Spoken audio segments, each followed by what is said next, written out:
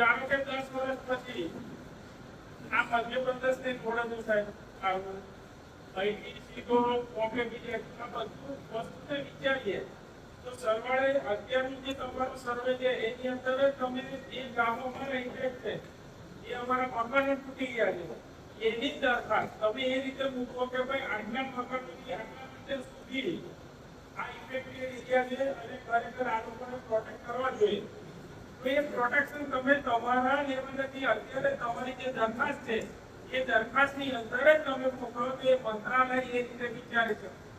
લલિતભાઈ, મારું કહેવું એવું છે અત્યારે તમે જો બધા સ્થળ પર જઈને જોશો ને તો મારા મકાનો એક્ઝેક્ટ તો મેં માન્યું નથી પણ તમે સેન્ટરથી ચેક કરશો તો લગભગ તમારા દુકાનો કે મકાનો 20-20 મીટર દૂર તો આજની તારીખે પણ છે.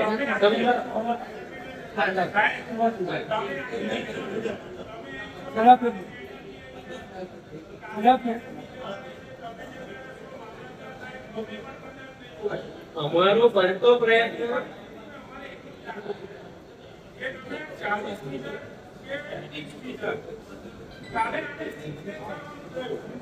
કાલે કારો સીક્રેટ કરવાનું થયું તો સર તમે તમારી પાસે તમે જે અત્યારે પૈસા કરશો ને એ વસ્તુ આવનારી પેઢીને સમજે કારણ કે અમે પછી અત્યારે અમારા તરફથી એવું નથી. હાલોલનો બાયપાસ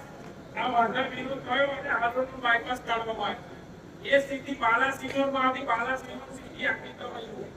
એ મહીસાગરનો જે હાઈવે પર બન્યો એ હાઈવેને આખો બાયપાસ કર્યો અને આખું બાલાસિનોરને અલગ કર્યું એવી ઘણી જગ્યાઓ છે કે જ્યાં આ વસ્તુને શક્ય થાય છે એટલે આ જે લોકોની લાગણી છે સાહેબ અત્યારે આપણે પ્રશ્ન અમારો એટલો જ છે કે તમારું જે કોઈ સર્વે થતું હોય તમે તમારી હાથે છે તમે તમારા કોઈ વિરોધી નહીં તમે એક વિકાસના કામમાં એક સારું કાર્ય થઈ ગયું પણ જો આ વસ્તુને પણ એટલી ધ્યાનમાં લેવામાં આવે અમારી રજૂઆતને પૂરેપૂરી ધ્યાનમાં લેવામાં આવશે ને અમારો પૂરતો પ્રયત્ન એવો હશે કે મારે કોઈની એક નીચે ખસેડવી ના પડે.